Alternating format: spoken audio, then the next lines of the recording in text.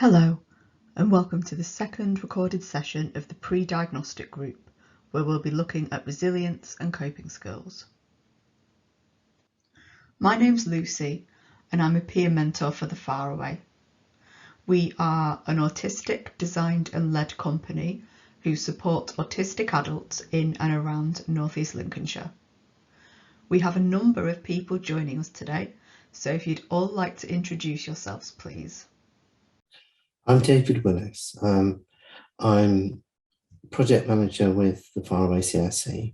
I also work in private practice as a counsellor, and I'm the parent of an autistic young woman, and also my granddaughter is autistic.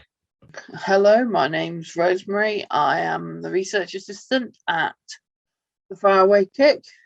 My name's Jay. I work for the Faraway Kick as an autism mentor. My name is Sammy and I'm autistic. Hi there, yeah, my name's Amber. I am an autistic peer mentor and problem solver in general for both the Adults Autism Service and the Faraway Kick. In the first part of the video, we'll be looking at how to build resilience and manage stress. And in part 2, we'll be looking at healthy routines and coping strategies. What is resilience? Resilience is defined as the ability to cope positively, be in control of the way we respond to situations, and/or bounce back from adversities. Personally, I don't like the term bounce back because I think it implies that it's something that should be quick and easy, and invariably it's not. We've all been in challenging situations and we've dealt with them in our own way, probably over quite a long period of time. And consciously looking for the things that have helped us before can be really helpful. With that in mind, we're going to have a think about times in our lives where we either have or haven't been resilient. This is so we can get an idea of what works and what doesn't work for you as an individual. So, can you think of a time when you were resilient and what helped? I think I was most resilient at times when somebody else needs me to be. So if my daughter's having some difficulties, then I might be more resilient then. Or if somebody's needing me to do a job, as they say, give an extra bit of work to somebody who's already busy. We go through every day of our lives in an environment that is, quite frankly, hell. The world is loud, it is smelly, it is too bright.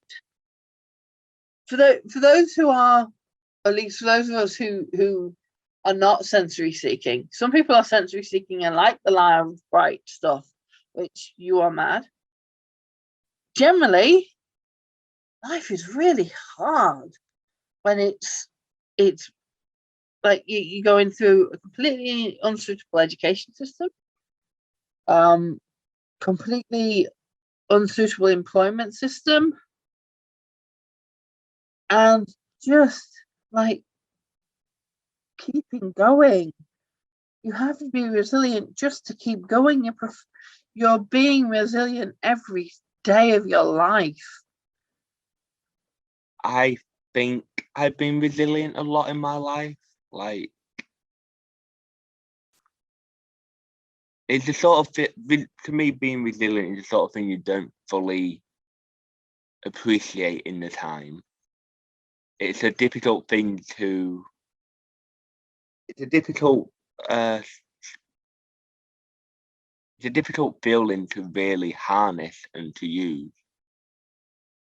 But I always believe if I wasn't a resilient person, I wouldn't still be alive, because you have to be resilient to keep waking up every day and to keep moving forward and to just stick around.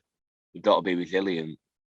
Before the diagnosis, I believed I was broken, and my whole life was about stress, distress, inability to cope, how I was never good enough to be able to support myself and my family. I was constantly in and out of mental distress. But once I had the diagnosis, I began to understand that those symptoms are more of a side effect of not having appropriate support. So if we fast forward a few years after the diagnosis, I'd got appropriate support in place, and I had begun to learn how to live, how to start to support myself, how to go to work almost independently, making use of the support that I had to enable me to go and do the things that other people do that perhaps they take for granted. The time when I was resilient, I think every day.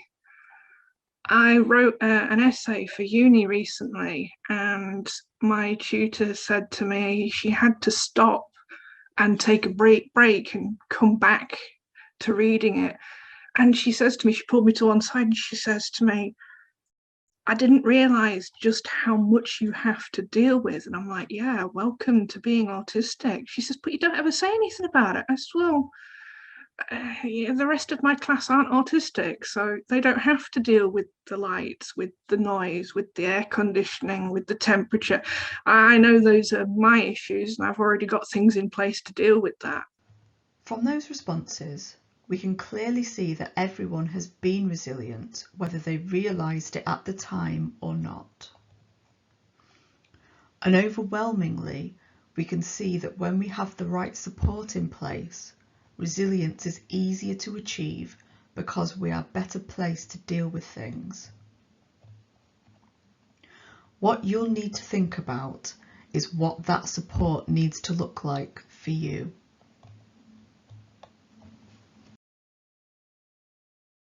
Can you think of a time when you could have benefited from being more resilient? In other words, can you think of a time when you weren't resilient and what was particularly unhelpful? I think there have been many times when I would have benefited from being more resilient when I was younger. And those times would have been when people wanted something from me and I couldn't say no, or when people were expecting something of me without telling me clearly what they wanted.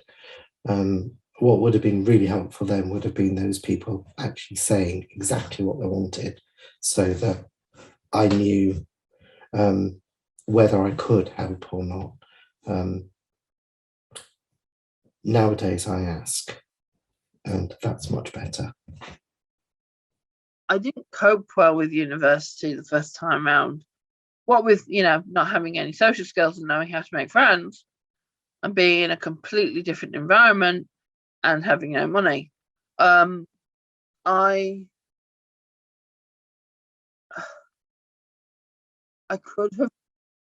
would have benefited being from more resilient then, because again, while I retreated to my room, I didn't have, that wasn't actually helpful in that circumstance, because I needed to go and ask for help. And sometimes resilience looks like going and asking for help. Oh, there's definitely times where I could have been benefited if I was more resilient. I've let too many people in life just walk over me, and I haven't been resilient enough to just say, no, enough's enough. I need to get out of this abusive cycle.